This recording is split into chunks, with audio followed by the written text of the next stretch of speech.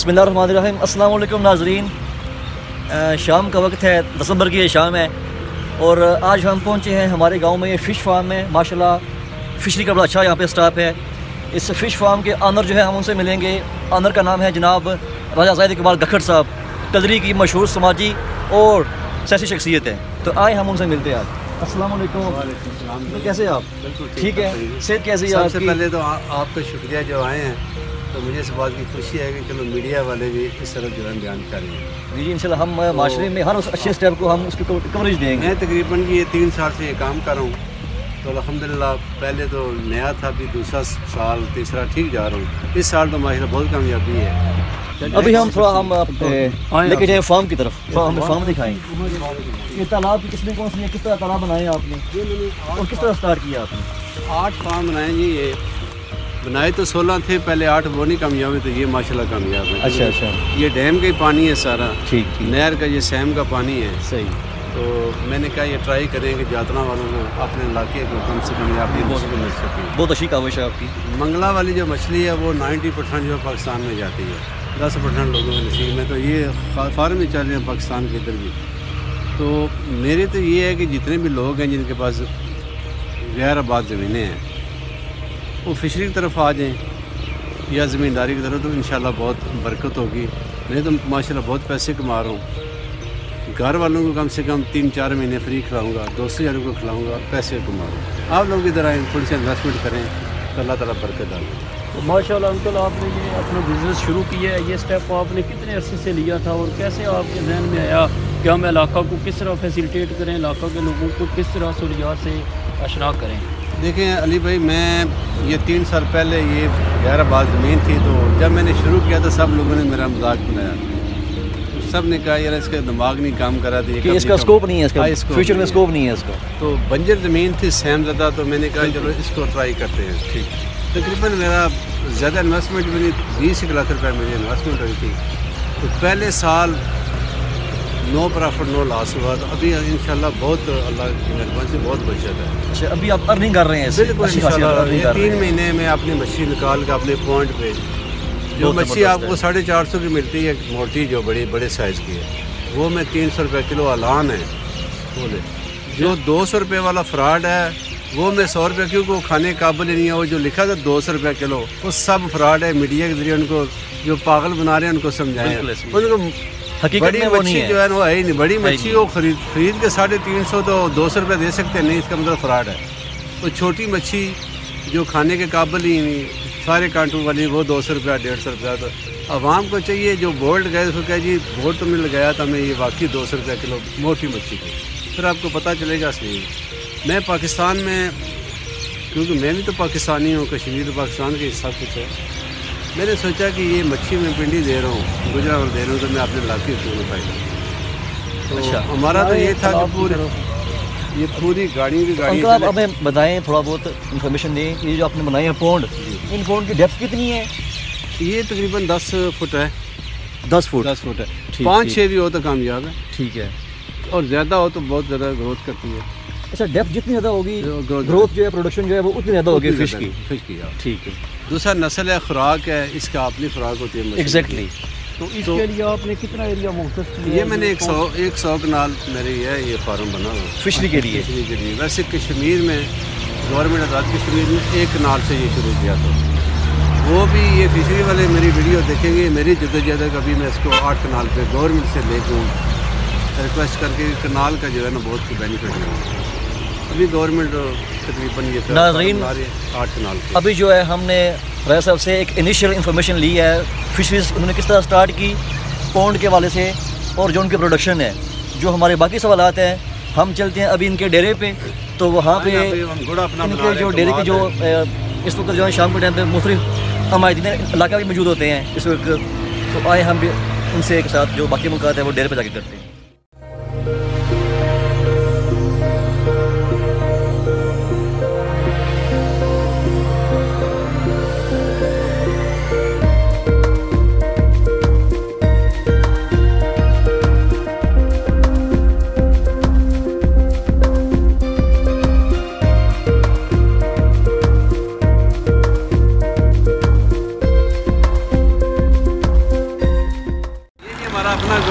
इकबाल साहब बना रहे हैं। ये राय साहब उन्होंने ज़मीन दा है नहीं बस साहब अल्हम्दुलिल्लाह ये ज़मीन तो अल्लाह की है, सारी कोशिश है।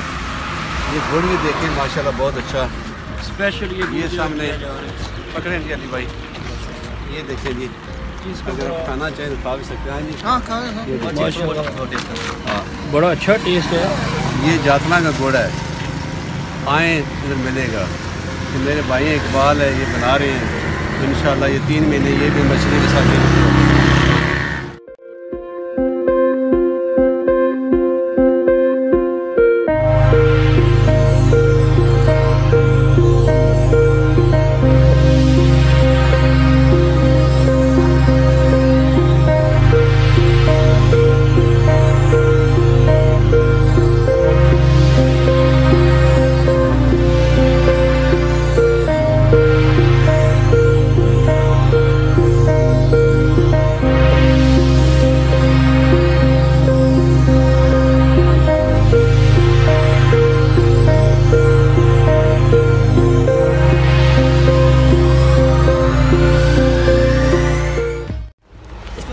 हो चुके हैं जनाब राय साहब के एग्रीकल्चर फार्म में, ज़रूरी फार्म में।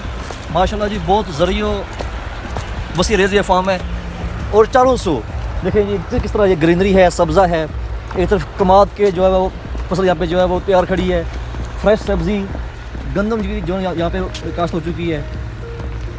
यानी हमारे जबी को एक जिसे बोलते हैं एक ग्रीन विलेज वो इन्होंने बना दी है। तो ये सब इनकी एफर्ट्स हैं, ज़राअत में इनका एक इंटरेस्ट था और इनकी मेहनत शामिल है इसमें और इनका इंटरेस्ट। सब कोशिश करें तो अल्लाह ताला और कामयाबी। जितने लोग हैं थोड़ा सा इस तरह देखें अपनी ज़मीनें, ये जहन में सोचिए हमारे माँ बाप कितने गरीब थे, उन्होंने ज़मीनों पे हमें पढ़ाया, ज़मीनों पे उन्होंने हमें पता नहीं क्या क्या। जी माशाल्लाह एक तरफ जिस वक्त हमारे एरिया में लोग ज़मींदारी कल्चर को ख़त्म करते जा रहे हैं, दूसरी तरफ हमारे अंकल जनाब राजा जाहिद गखड़ साहब ने इस इलाका को एक रोल मॉडल बना के ज़मीन को दिखाया है कि बंजर ज़मीन को इन्होंने किस तरह आबाद किया और आबाद करके यहाँ से हर किस्म की फ़्रेश सब्ज़ी तैयार हो रही है, जो ना सिर्फ इलाका जबी गिरदोनवा जातला के एरिए बल्कि सराय आलमगीर, बिम्बर और मीरपुर की मंडियों तक ये सब्ज़ी प्रोवाइड कर रहे हैं। इस हवाला से इनका यहाँ पे जनाब जानवरों का डेरा भी है जिसमें ये फ्रेश मिल्क प्रोवाइड कर रहे हैं। तो आइए आगे इनसे मज़ीद सवाल पूछेंगे। ये जो साग बहुत मशहूर है इस इलाके का, साग जो आप कहते हैं गंदलों का साग, बिल्कुल ये माशाल्लाह वो है। पीछे आपने कमाल देखा,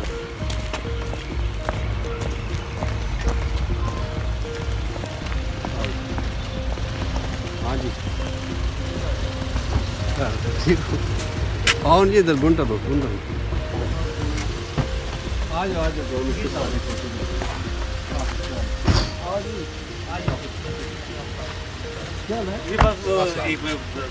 ये हमारे दोस्त है जी,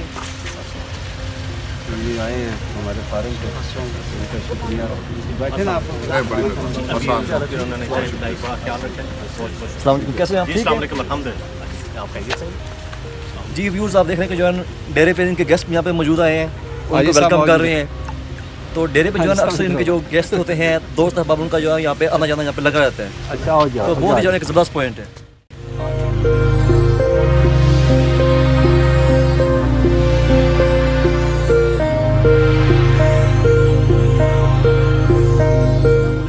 दिसंबर की ये यख बस्ता शाम है, ठंडी हवा चल रही है और हम इस वक्त मौजूद हैं जनाब राजा जाहिद इकबाल गखड़ साहब के एग्रीकल्चर फार्म पे। इंतहाई हर तरफ देखेंगे आप ग्रीनरी है, चारों से अगर आप कैमरा मैन अगर दौड़ाएँ नज़र तो इंतहाई लश ग्रीन माहौल है। एक तरफ कमाद की उगी हुई फसल है बिल्कुल तैयार है, एक तरफ मकई है, एक तरफ आप जानवर देख रहे हैं बिल्कुल गंदम की आ रहा है यहाँ पे, बिल्कुल गंदम की जो है वो काश्त हो गई है। तो इस फार्म के जो ऑनर हैं जनाब इस इलाके के मशहूर सियासी और समाजी शख्सियत राजा जाहिद इकबाल गखड़ साहब, जिनके भाई साबिक़ चेयरमैन यूसी कलरी राजा तजम्मल सईद साहब ये उनके भाई हैं। तो आइए हम इनसे के साथ गुफ्तगू का आगाज़ करते हैं। राजा साहब सबसे पहले तो जो आपको मैं इस सारे माहौल को प्रोवाइड करने पे मुबारकबाद पेश करता हूँ। ये जो आपकी मेहनत है, आपकी कमिटमेंट है, आपकी डिवोशन है कि आपने इस ज़मीन को सोना बना दी है। एक बंजर ज़मीन थी। तो स्टार्ट करते हैं, ये जो आपका सफ़र है किस तरह आपने शुरू किया? ये देखिए जी ये सफ़र तो काफ़ी लंबा है। इसको जदोजहद तो मेरे भाई रजत जमल मालूम ने की। एग्जैक्टली, इसमें कोई शक नहीं है। उनके साथ सारी ज़िंदगी का मेरा भी साथ ही रहा। बिल्कुल ऐसे ही है। तो मैं शुरू से ट्रांसपोर्टर था, तो वो इस बात पे खफा करते थे कि आप ये ट्रांसपोर्टिंग छोड़ें ज़राअत की तरफ। अच्छा, तो बड़ी मुश्किल से मैंने ये ट्रांसपोर्ट का, आपको पता जो चस्का होटलों का, बिल्कुल ऐसे ही है। बड़ी मुश्किल से छोड़ के घर से मैं आया हूँ। तो फिर ये है कि मिशन उनके जाने के बाद मेरे जहन में ये था कि मुझे अपने बच्चों की तरह वो रखते थे। बिल्कुल ऐसे ही है। लेकिन मेरा भाई अगर इस बात में खुश है कि मैं ज़राअत की तरफ आऊँ, तो फिर मैंने सारे काम ही छोड़ दिए। एग्जैक्टली। तो ऐसा ये फार्म जो आपने इतना ज़बरदस्त फार्म आपने बनाया माशाल्लाह, बहुत ही खूबसूरत फार्म है। तो यहाँ पे जो आपने बंदे लाए हैं काम करने के लिए पंजाब से, उनकी भी बहुत बड़ी मेहनत है। बहुत बड़ी। तो किस तरह आप उन बंदों को प्रमोट कर रहे हैं? देखें, आप ना सिर्फ आपका फार्म चले, बल्कि उतने जो उनके बेशुमार ख़ानदान हैं उनका रोज़गार वाबस्ता है आपके फार्म से। तो मैं कहता हूँ कि आपकी ये भी बहुत बड़ी एफर्ट है। तो इसके बारे में आप बताएं हमें। बेसिकली देखिए ना, ये ज़मीन जो पहले तो मैंने आबाद की। जी जी। हमारे कश्मीर जो है ना, आपको पता है ज़राअत के वाले से बहुत पीछे, पंजाब से बहुत पीछे है। बिल्कुल ऐसी है। तो ज़मीन ठीक है, हमारे ख़ानदान की, हमारे भाई की, मेरी थी। जी जी। मैंने भी कोशिश की, पर ज़्यादा रोल तो इनका बनता है जो पंजाब से लोग आए हैं। बिल्कुल ऐसी है। इन्होंने ज़मीन को अच्छे बीज, तरबूज का, बिल्कुल ऐसी मटर, ये अभी माशाल्लाह ये देखें ना, गुड़ बन रहा है। बिल्कुल, हम देख रहे हैं कि यहाँ कमाद है। जी जी। मछली का काम है। मैं तो सुपरवाइजिंग कर सकता हूँ, ज़्यादा तो वही काम कर सकता हूँ। मैं तो कोशिश कर रहा हूँ। यहाँ मेरी तरफ से यह है कि मैंने बिजली लगा के दी है। जी जी। रोड बनवा के दी है, इनको डेरे शेरे बना के दिए रहने के लिए। आगे इन्वेस्टमेंट जो बकाया मशीनरी के इनकी ज़ाती अपनी होती है। मेरे पास हमें तो वो ज़मीन का ठेका वगैरह देते हैं। तो ये ज़्यादा ज़मीन हमारे जो भाई है, ज़्यादा ठेका उनको मिलता है, जब जमल की फैमिली की। बिल्कुल ऐसे ही। तो 60% उनको मिलता है, 40% हमें मिलता है, क्योंकि उनकी ज़मीन दरअसल ज़्यादा है। एग्जैक्टली। यानी जो भी आपका जो शेयर बनता है वो सब फैमिली में तकसीम हो जाता है। पर मिस्त्री का हमारी ज़मीन सब बिल्कुल ऐसे मिस्त्री का। एग्जैक्टली। राय साहब जो है सारे फार्म को खुद जो है वो सारे काम को सुपरवाइज़ कर रहे हैं। ये कह रहे हैं कि जो मेरा काम है इन बंदों को फैसिलिटेट करना, इनको इलेक्ट्रिसिटी की ज़रूरत हो गई है, बाकी मामलात जो है वो उनको फैसिलिटेट कर रहे हैं। आगे जो मेहनत है, रहने की जगह होगी, खाने पकाने का, बाकी जो चीज़ें हैं वो ये प्रोवाइड कर रहे हैं, जो कि अहम ज़रूरियात हैं। और बाकी जो मेहनत है वो खुद कर रहे हैं, जो उनके इंस्ट्रूमेंट है, जो एग्रीकल्चर है उनका, वो खुद कर रहे हैं। तो राय साहब, यहाँ से आप चलते हैं अब आपके फ़िश फार्म के सवालात की तरफ। फ़िश फार्म जो आपने बनाया, फ़िशरीज़ यानी माही परवरी, एक बहुत ही ज़बरदस्त बिज़नेस है पाकिस्तान के अंदर, इसका बहुत बड़ा स्कोप है। तो राय साहब, जिस तरह आपने बात की कि हमारे बिम्बर के अंदर जो आपका ये जो फार्म है, ये चंद गिने चुने फार्मों में से एक है, यानी बहुत नायाब किस्म का बिज़नेस है। तो ये जो फ़िश फार्मिंग आप कर रहे हैं, इसके ज़रिए आप इस बिज़नेस से वाबस्ता या लोग जो इसमें आने के लिए इंटरेस्टेड हैं, उनका आप क्या पैगाम आपका उनके लिए, कि जो लोग ये बिज़नेस करना चाहें फ़िश फार्मिंग का? ये ज़मीन के दो हिस्से नहीं, एक तो अब अज़राई कल्चर आपको नज़र आ रहा है, कमाद, गंदम। बिल्कुल। ये तो वो मैंने अकेले किया वो काम। ठीक ठीक। तो बस एक आदमी जो बिल्कुल ही ना तो उसके पास पैसा था, बिल्कुल तजर्बे के बुनियाद पे पैसा मैंने लगाया, ज़मीनें मेरी जाती अपनी थी, बोर मैंने खुद करवाए, क्योंकि उसके पास तजर्बा था। तो मैंने उसका मेरे साथ बतौर पार्टनर काम करे। बिल्कुल ऐसे ही। तो अल्हम्दुलिल्लाह वो अभी वो काम कामयाब है, क्योंकि मेरे पास तजर्बा नहीं था, अभी मेरे पास तजर्बा है। फिर भी मैं कहता हूँ कि उसकी मेहनत साथ शामिल है, तो मैं कोशिश करूँगा कि वो भी मेरे साथ ये काम करता रहे। मछली के हवाले से लोगों को पता होना चाहिए कि आप ये 2-4 कनाल में आप बना सकते हैं। जी जी। आपके पास ट्यूबवेल हो, बिल्कुल, पानी का सिस्टम हो, खुराक, ये सारी खुराक 2-3 महीने 2 महीने इसको मछली का पाउडर होता है। अच्छा। उसको वो खिलाना, उसके बाद सारा ये देसी खुराक है। आप मकई खिला सकते हैं, बिल्कुल, चुटाला खिला सकते हैं, जवी खिला सकते हैं। हम तो माशाल्लाह अपनी मछलियों को तरबूज भी खिलाते हैं, सब्ज़ी भी खिलाते हैं। हमारे ज़मीन के पास है, जो इसमें है हम उनको खिलाते हैं। तो जिसके पास को थोड़ी सी चारे की शक्ल में है, तो वो तो बहुत बड़ा कामयाब। अगर आप सोचें एक मछली 80 रुपये में तैयार होती है, 80 रुपये में तैयार हो या 100 कर लें, अगर वो वज़न 3 किलो कर जाती है, तो वो उसका मुनाफा नज़र गाले कितना बनता है। 1 साल 8 महीने मेहनत ज़रूर है, तो मेहनत का फल 4 गुना ज़्यादा मिलता है। वो जो हमने 80 रुपये की तैयार करनी है, तो वो आपको हम देंगे 700 की 800 की। कितना फ़ायदा अगर इस तरह ये नौजवान साथी आ जाए तो नाम है पाकिस्तान, हमारा पाकिस्तान अपने ही है। वैसे हम खुद कफ़ील हैं, मंगला का नाम ही हमारा डैम का में नहीं मिलती। चलो वैसे जब वो पंजाब से मंगा रहे हैं, गुजरात से, वज़ीराबाद से आगे जो ऐड कादराबाद है, उनको ना मंगाने पड़े। हमारा छोटा सा खिता। दूसरा, आप सब साफ़ी आए हैं तो आप लोगों का ये काम बनता है कि ज़राई शोबे को जो है ना आप हाईलाइट करें, क्योंकि हुकूमत आज़ाद कश्मीर कागज़ों में करोड़ रुपए का बजट है पर पता नहीं है किधर है। मैं आपके सामने ज़िंदा मिसाल हूँ कि तकरीबन फ़िशरी वाले फिर कभी न कभी सपोर्ट करते हैं। और मेरे 8 फार्म हैं, एक आध फार्म उन्होंने मुझे वादा किया देंगे, और वो है भी देंगे, दे रहे हैं।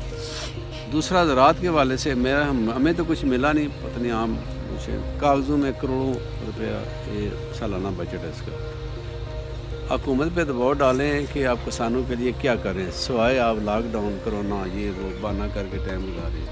आपका बजट जाके राय साहब, आपसे मेरा अगला सवाल ये है, आपने बड़ी अच्छी वजाहत की है कि मैं फ़िश फार्मिंग किस तरह कर रहा हूँ, किस तरह जो है मैं अकेले तनोतन्हा इस मैदान में मैं लगा हुआ हूँ।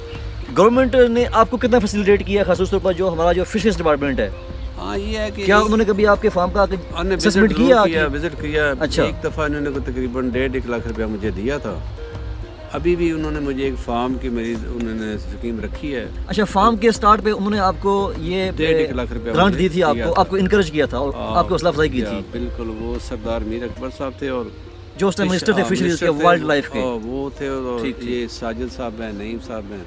अच्छा, ये भी मेरे साथ तामन करते हैं, फिशरी के वाले से मेरे साथ तामन। दूसरा ये है कि एग्रीकल्चर में जो महमूद साहब हैं, उनका सच्ची बात है हमारी ज़मीन आबाद करने में रोल है, क्योंकि उनके पास मशीनरी थी। बिल्कुल ऐसी वो दे देते, दिल वाले हैं सच्ची, उन्होंने हमें मशीनरी के ताल्लुक से मदद की है। क्योंकि जी तो दूसरे ज़राअत वाले हैं ना हम, जिनके पास खाद, बीज, पौधे, ये वो कुछ भी नहीं।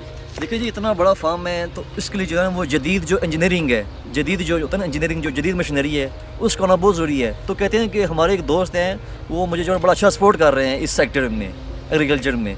तो ऐसा आप बात कर रहे थे खादों के हवाले से, सीड्स की, मिनरल्स हो गए, तो ये किस तरह आप इतना वसी रेज फार्म है, हद निगाह वसी है, देखे ना, तो किस तरह आप वो पूरा कर रहे हैं? कागजों में तो गवर्नमेंट बीज भी दे रही है, खाद कागजों में। अच्छा, DAP भी दे रही है, लेकिन प्रैक्टिकली ये बात अप्रूव नहीं है। कागजों में सब कुछ दे रही है, पर हमें मुल्क कोई खाद, कोई बीज, कोई स्प्रे ना, उनका कभी कोई नुमाइंदा हमारे पास आया।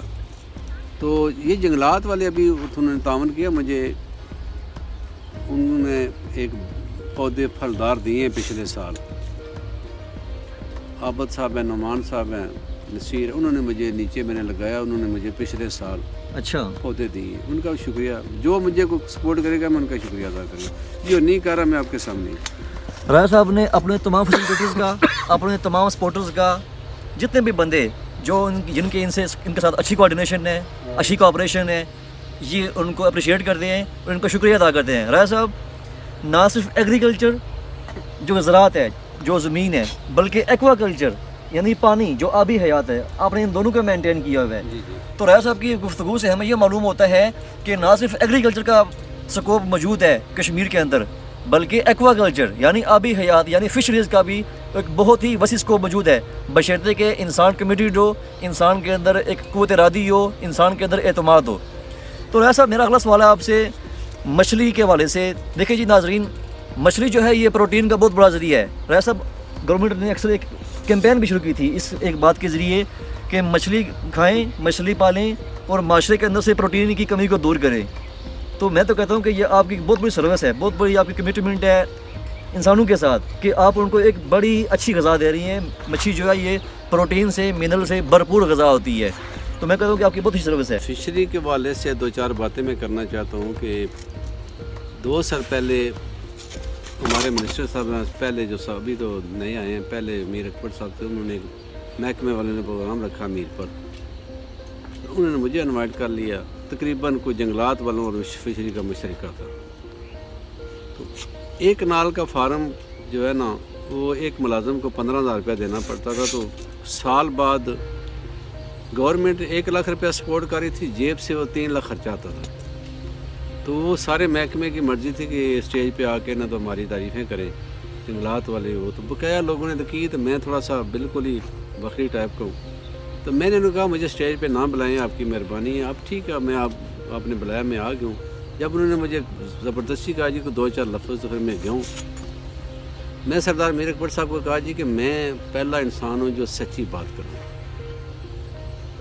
अगर वाकई मैं आपकी से ये रिक्वेस्ट करता हूँ, ये जो कनाल वाला फार्म आप बंद कर दें, क्योंकि गवर्नमेंट की तबाही है तो जिसको दे रहे हैं उसकी भी तबाही है। कहते किस तरह? मैंने कहा ये देखें, एक कनाल का मुझे बता दें, बिजली का बिल बता दें, अखराजात बता दें, खाद बच्चा सब कुछ लाना, ये किस तरह आएगा?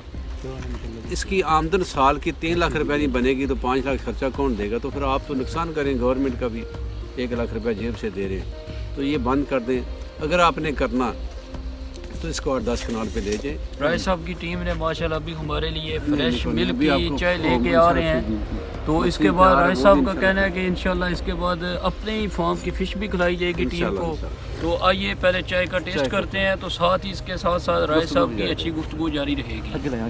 आगे वो 10 मिनट बाद वो महकमे वाले जो है ना मुझसे थोड़ा सा खफा हो गए कि राजा साहब ने इधर रखते थोड़ा सा उन्होंने माइंड किया, महकमे वालों ने है तो बहुत अच्छे इंसान है, थोड़ा वक्त उन्होंने माइंड किया। तो इस वक्त तो मिनिस्टर साहब का सेक्रेटरी आया तो कहते हैं जी हमने तो अपने इलाके को देख के फार्म रखने थे। उसने मिसाल दी मुजफ्फराबाद बाग से, उधर एरिया थोड़ा बिल्कुल प्लाट है छोटे छोटे 10-10 उधर उनको कहते हैं डोगे, एक मरले का। तो मैंने कहा भाई अपनी सज़ा हमें तो नहीं दें, हमारे पास तो ज़मीनें बहुत हैं। वो थोड़ा सा तो उस वक्त साफ़ियों को मैं सलाम पेश करता हूँ, मीरपुर वाले ने मेरे साथ खड़े हो गए, उन्होंने कहा जी मिनिस्टर साहब आप इसका जवाब देंगे।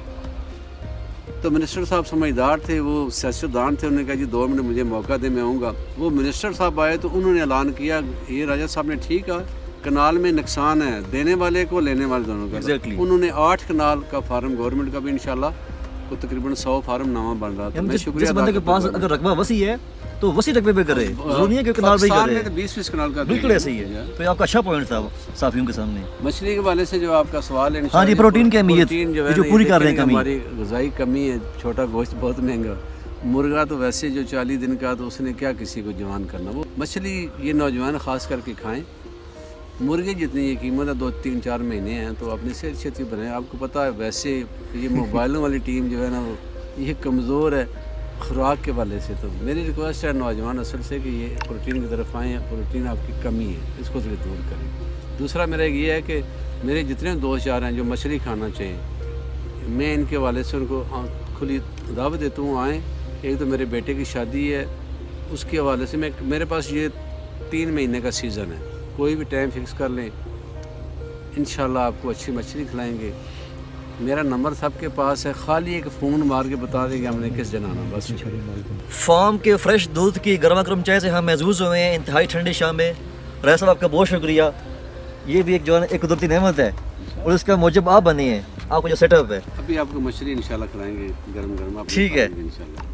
अच्छा जी, राय साहब ने बात की मछली के वाले से कि जब मछली कितनी इंपॉर्टेंट ग़िज़ा है, तो कहते हैं कि मछली जो है ना ये एक ऑल वेदर मील है। ऑल वेदर ये एक चीज़ है, इसको हर मौसम में खाना चाहिए। हम सिर्फ खाते हैं सर्दियों के मौसम में, दिसंबर में, जनवरी में और नवंबर में। मछली एक ऐसी चीज़ है जिसको जो है ना, जो तिब के जो माहिरीन हैं, जो फिजिशियंस हैं, उन्होंने रिकमेंड की है कि मछली को हर वीक में 1 बार लाजमी खाना चाहिए। मछली के फ़ायदे के, मछली दिल के अमराज, कार्डियोवैस्कुलर डिजीज़ को कंट्रोल करती है, हार्ट की जो होती है डिजीज़ मछली उनको कम करती है। मछली जो है वो दिल के अमराज, ब्लड प्रेशर को कंट्रोल करती है। मछली जो है मिनरल्स यानी पोटाशियम, कैल्शियम और फास्फोरस का एक बहुत ही रिच सोर्स है। तो हम क्यों ना, राय साहब ने हमें इतना अच्छा प्लेटफॉर्म हमें मुहैया किया है हमारे गाँव के अंदर, तो हम इस ग़िज़ा से फ़ायदा उठाएँ। उन्होंने जिस तरह का है कि मैं इंतहाई सस्ती मछली दे रहा हूँ, और जो है ना लास्ट टाइम इन्होंने अपने फेसबुक पे इन्होंने पोस्ट भी किया था कि अब मेरी मछली जो है वो पाकिस्तान में नहीं जाएगी, अब मेरे जो है वो कारोबारी अगराज मकासद नहीं है, बल्कि अब जो मेरे मकासद है वो सरासर जो है वो इंसानी खिदमत के जज्बे के तहत है। अब जो मैं मछली कश्मीर के अंदर ही मीरपुर में मैं वो मछली सेल किया करूँगा। वैसा ऐसे ही है। आप उसको वजाहत करें ना कि जो आजकल एक टीम आई है ये 200 रुपये का बोर्ड लगा रही है, वो उसको चेक करना वो फ्रॉड है। असल मछली डैम की मीरपुर में भी 400-450 रुपये किलो जो खाने वाली है। तो ये जातला में वो 200 रुपये वाली वो खाने वाली मच्छी नहीं है, वो छोटी सारी कांटू वाली वो मैं 100 रुपये किलो देता हूँ। इसकी थोड़ा वजाहत।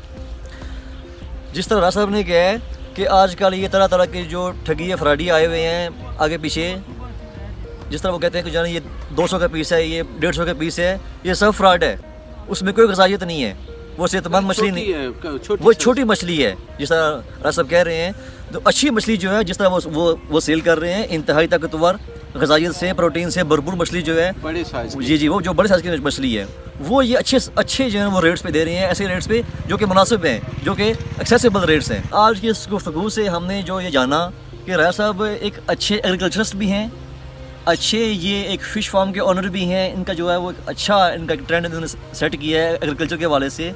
ये अच्छे यहाँ से मालूम हुआ है कि ये ज़राअत भी कर सकते हैं। लेकिन राजा साहब का जो असल है ना, जो इनका तल्लुक़ है, वो है एक सियासी घराने से, समाजी घराने से। इनका एक बहुत बड़ा नाम है इनके घराने का, ना सिर्फ यूसी कलरी में बल्कि हल्के के अंदर नहीं, बल्कि मैं तो कहूँगा स्टेट लेवल पे इस ख़ानदान का एक नाम है।